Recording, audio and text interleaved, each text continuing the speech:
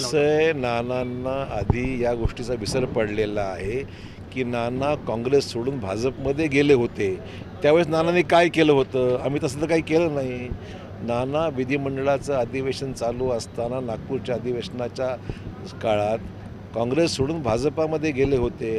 त्याचं स्मरण त्यांनी अगोदर करावं आणि नंतर इतरांवर बोलावं. मी काँग्रेसच्या नेतृत्वाच्याबद्दल कुठेही अपशब्द बोललेलो नाही. ज्या पक्षात मी राहिलेलो आहे त्या पक्षात मी प्रामाणिकपणे काम अगोदरही केलं आहे. आजही भाजपमध्ये प्रामाणिकपणे काम करत आहे. काँग्रेस पक्षाने मला भरपूर दिलं आहे हे मी नाकारत नाही आणि मी सुद्धा काँग्रेस पक्षाकरता भरपूर काम करून यश मिळवून दिलेलं आहे हे मी अगोदरच म्हणलेलो आहे.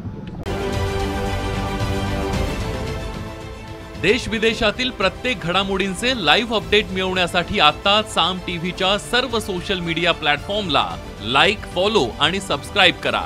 तसंच सर्व नोटिफिकेशनसाठी बेल आयकॉन प्रेस करायला विसरू नका.